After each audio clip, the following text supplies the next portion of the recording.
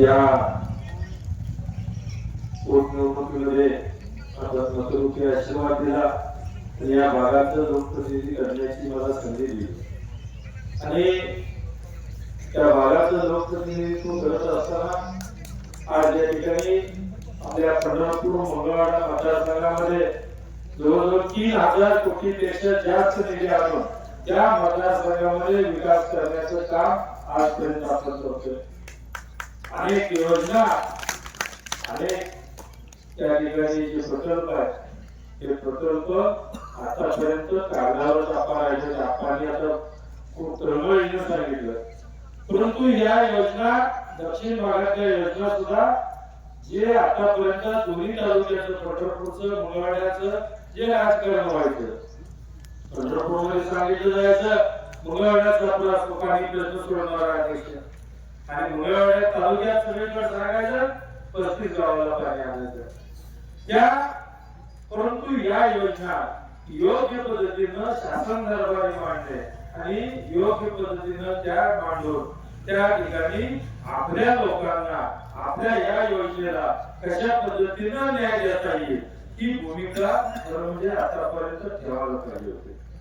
परंतु या अल्पावधीच्या कालावधीमध्ये आपण आज 700 कोटीची जी 24 गावची उपसा सिंचन योजना आहे त्या 3 वर्षाच्या 2 वर्षापूर्वी सुरुवात केली आणि सुरुवात केल्यापासून 2 वर्षाच्या आत या 700 कोटीच्या योजनेचा शुभारंभ आता प्रवास आपण सगळ्यांच्या साक्षीने या निमित्ताने केलेला आहे.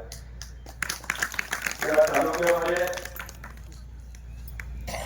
मंगळवाडा शहरामध्ये आपलं सरकारी दवाखाना आहे, त्या सरकारी दवाखान्यामध्ये सुद्धा आज त्या ठिकाणी 100 कोटीची इमारत ही 100 कोटीचं हॉस्पिटल आपल्या मंगळवाडा शहरात होते. एक ग्रामीण रुग्णालय 42 कोटीचं ते निंबोनीमध्ये होते. पंढरपूर मध्ये एक कॉटेज हॉस्पिटल आहे, ते कॉटेज हॉस्पिटल सुद्धा जिल्हा रुग्णालय म्हणून त्या ठिकाणी 200 बेडचं हॉस्पिटल पंढरपूर मध्ये होते. शिवाय परवाच मुख्यमंत्री मोदी यांनी 1000 बेडचं हॉस्पिटल पंढरपूर शहरामध्ये होणार, जे हॉस्पिटल अख्ख्या महाराष्ट्रामध्ये एवढं सरकारी हॉस्पिटल कुठलंच मोठं नसणार आहे, एवढं मोठं हॉस्पिटल पंढरपूर शहरामध्ये निर्माण होतं. आज आपण बघतोय अनेक क्षेत्रामध्ये काम करत असताना या योजना असतील, शिवाय सगळ्यात आपल्या जिव्हाळ्याचा सरपंच आपला प्रश्न आहे की आपल्या पाण्याचा प्रश्न आहे.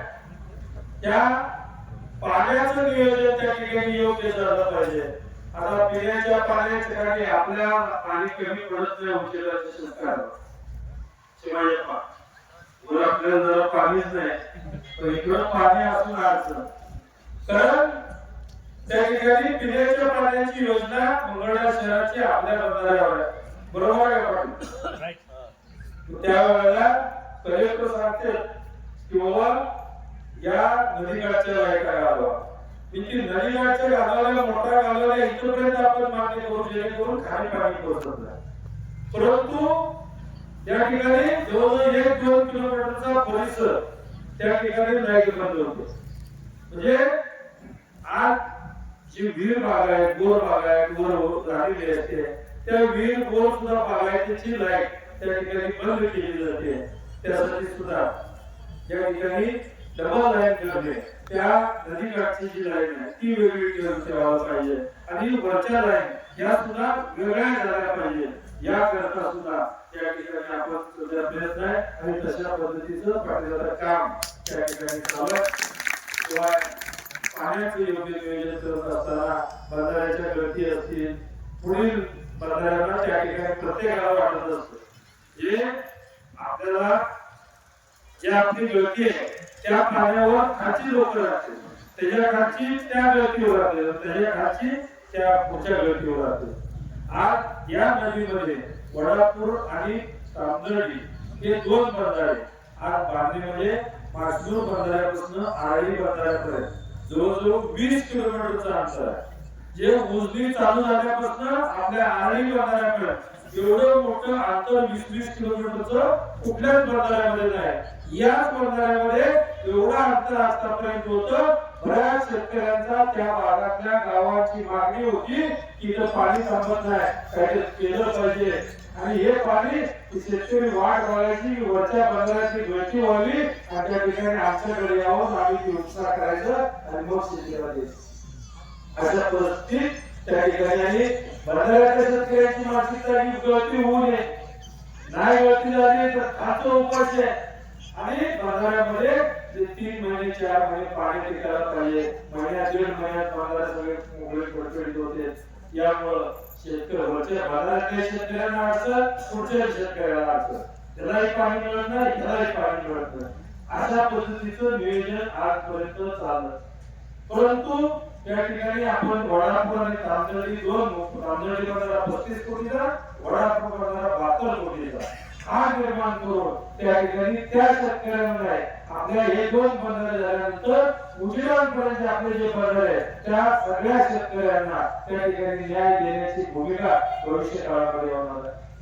आज आपण बघतोय एवढं सगळं होत असताना आपण या मतदारसंघामध्ये आज जो आपल्या गावाचा जर विचार केला, वाड्या वस्तीवरचे रस्ते बरेचसे आपण त्या निमित्तानं दिले आहेत. जे वाड्या वस्तीचे रस्ते कित्येक वर्ष प्रलंबित आहेत, त्या रस्त्यांना न्याय देण्याची भूमिका केली. आज आपण बघतोय आपल्या गावामध्ये आपलं संविधान भवन पण दिलं इथं. संविधान भवन आपण या ठिकाणी निर्माण करतोय. शिवाय गावातल्या लोकांना त्या ठिकाणी ग्रामपंचायत कार्यालयामध्ये असुविधा होत होत्या, ते कार्यालय नसल्यामुळं आज आणि एवढ्या छोट्या कार्यालयामध्ये एवढ्या गावाचा कारभार चालणं हे पण योग्य नव्हतं, म्हणून इथंच करताय मोकळ्या जागेत. तर या जागेत सुद्धा आज तुमच्या ग्रामपंचायतच्या कार्यालयाची इमारत बांधायला सुद्धा आपण 20 लाख रुपये या निमित्तानं घेतले. आज गावातील वाड्या वस्त्यांचे रस्ते असतील, या ठिकाणी त्यालाही न्याय देण्याची भूमिका केली आहे. सभा मंडप असतील, गावातले इंटरनल कॉन्क्रीटीकरण, पेव्हिंग ब्लॉक, सभा मंडप हे या ठिकाणी आज देत असताना या अल्पावधीच्या कालावधीमध्ये आज कोट्यवधीचा निधी आज आपल्या गावाच्या विकास कामाला या निमित्तानं दिलेला आहे. आज उचेडात पाटण या रस्त्यालाही मला वाटतंय 1,70 लाख आहे तिथे 75. तर या रस्त्याला आपण निधी दिलेला आहे. शिवाय मंगळवेढा ते कारखाना या रस्त्याला सुद्धा 13 कोटी रुपये देऊन हा रस्ता कॉन्क्रीटीकरण त्या ठिकाणी चालू होतोय आणि भविष्यात आपण जवळजवळ 10-15 वर्ष या रस्त्याला कधी त्या ठिकाणी प्रॉब्लेम होणार नाही अशा पद्धतीचा रस्ता त्या ठिकाणी आज प्रस्तावित केलेला आहे आणि तो रस्ता मंगळवेढा ते दामाजी कारखाना चौक हाही होतोय आणि नक्कीच याचा फायदा भविष्यामध्ये चांगला होईल. विजेच्या बाबतीत जर बघितलं तर या मतदारसंघामध्ये अनेक समस्या, जिथं लाईट आहे तिथं कमी व्होल्टेज जाते, जिथं नाही ज्याला वारं समजा आता इथं उचलान मठाला वारं झालं तर महापुरा वारं झालं हे सगळ्याला येतं. अशी परिस्थिती आपल्या मतदारसंघाच्या ब्रह्मपुरीपर्यंत सगळं एवढी मोठी लाईन या निमित्तानं असायची की या मतदारसंघामध्ये आज आतापर्यंत आपण जवळजवळ 450 कोटी रुपये RDSS मधून खर्च करून या मतदारसंघामध्ये 9 सबस्टेशन नवीन करतोय आणि 11 जुनी सबस्टेशन आहे त्या सबस्टेशनची पाहण्याचं काम करतोय. जिथं वायरा फुटलेले आहेत, जिथं वायरा गळलेले आहेत, पोल चढलेले आहेत, पोल पडलेले आहेत, अशा ठिकाणी सुद्धा त्या ठिकाणी विजेच्या समस्या सोडवण्याचं काम करतोय. शिवाय या मतदारसंघामध्ये RDSS मधून 400 DP आणि जिल्हा नियोजन मधून 200 DP असे 600 DP या मतदारसंघामध्ये देण्याचं काम आपण आतापर्यंत केलेलं आहे. मला सांगा आपल्या काळात मला वाटतं 2 DP 2 DP 63 तर हे ऍडिशनल DP देण्याचं सुद्धा काम आज या ठिकाणी मला वाटतं विकास बेदरेच्या नावाचं सुद्धा पुन्हा बेदरे DP 2 DP गडजे DP मला वाटतं सगळ्या पाहिजे वरसाईड. तर हे 2 DP सुद्धा आता एवढे DP 2 DP आपल्या अल्पावधीच्या कालावधीत आहेत. मागील किती वर्षात किती DP आहेत या गोष्टीचा आपण विचार केला पाहिजे की आपल्या गावाला या विजेच्या समस्या, कारण आपण बोलून पोट भरत नाही, या गोष्टी क्रिया केल्या पाहिजेत, कामं केली पाहिजेत. आज या ठिकाणी निधी उपलब्ध नव्हता, परंतु आमचे पाटील सारखं रवी असतील सगळ्यांनी या ठिकाणी पाठपुरावा करायची. आमच्या आजीचं असं तर लिंगायत स्मशानभूमीला त्या ठिकाणी कंपाऊंडरला पैसे कमी पडले, पाटील काळजी करू नका, 100% आपण काम पूर्ण करू. आणि त्या लिंगायत स्मशानभूमीला सुद्धा कंपाऊंड करू, त्या ठिकाणी सुशोभीकरण करू. आपले गावातले एकत्र रस्ते त्या निमित्तानं भविष्यामध्ये चांगल्या पद्धतीने करू. पण आज त्या सर्व समस्या, विजेच्या समस्या असतील, रस्त्याच्या असतील, पाण्याचे नियोजन असेल, या निमित्तानं आज आरोग्याच्या बाबतीतल्या समस्या असतील, या सर्व समस्या सोडवण्याकरता आपण सगळ्यांनी एकत्रित आलं पाहिजे. आणि भविष्यामध्ये आज एकत्रित येत असताना एक चांगल्या विचाराच्या पाठीमागं जर आपणच्या आज या ठिकाणी विचारांचं मी काय स्वागत करतो, त्याचं भाषण मी पहिल्यांदाच ऐकलं, पण अतिशय चांगलं आहे. आपण कसं आहे, राजकारणामध्ये तुमच्यासारखी माणसं ही पुढे आली आणि पुढे आल्याशिवाय या निमित्तानं काय होतं, बोलणाऱ्याचं सगळं चालून जाते. तर या पद्धतीनं आपल्याला विनंती करतो, पाटील आमचे कसं एकदम बोलून मोकळं, तसं तुम्ही वैचारिक पातळीवर या निमित्तानं आज सर्व ज्येष्ठ लोक आहे, तुम्ही मार्गदर्शन आमच्या सगळ्यांना पाहिजेच राहते, भविष्यात करावं ही अपेक्षा आपल्या सगळ्यांच्याकडून करतो. शिवाय आपले भारतीय जनता पार्टी त्या निमित्तानं शिवसेना, राष्ट्रवादी आणि रयत क्रांती, RPI, अटल या सर्व आणि मित्रपक्ष या सगळ्यांचं आपले महायुतीचं सरकार आहे. हे महायुतीचं सरकार त्या ठिकाणी माझ्या माता भगिनींच्याही पाठीमागे सक्षमपणे उभा राहून महिला सक्षम झाली पाहिजे, आणि माता भगिनी त्यांच्या पायावर उभा राहिली पाहिजे. याकरता बचत गटाच्या माध्यमातून मोठ्या प्रमाणात अर्थसहाय्य करून या ठिकाणी माता भगिनींच्या पाठीमागे हे महायुतीचं सरकार आहे. शिवाय मुलगी जन्मली तिला सुकन्या योजना, मुलगी शाळेत जाऊ लागली तिच्या उच्च शिक्षणापर्यंत फी माफ असेल, त्याच्यानंतर मुख्यमंत्री लाडकी बहीण योजना, आणि त्याच्यानंतर वयाच्या 65 वयानंतर वयश्री योजना, अशा अनेक योजना माता भगिनींच्या साठी काढून त्यांच्या पाठीमागे राहण्याची भूमिका आज हे सरकार घेते. शेतकऱ्यांच्या बाबतीत 7.5 HP पर्यंत ज्याचं लाईट बिल आहे ते सर्व लाईट बिल त्या ठिकाणी माफ करून येणारं लाईट बिल सुद्धा हे 000 म्हणजे 0 लाईट बिल या निमित्तानं आलेलं.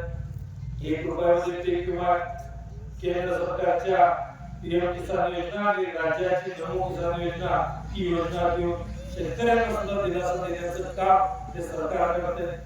आज हे सरकार सर्व जातीच्या, धर्माच्या, पंथाच्या लोकांना आज निधी देऊन भौतिकदृष्ट्या सर्व जाती धर्मांना एकत्रित करून त्या निमित्तानं त्या सर्व गावातल्या भौतिकदृष्ट्या ज्या जे काही कामं लागते ती देण्याची भूमिका आज सरकार घेते.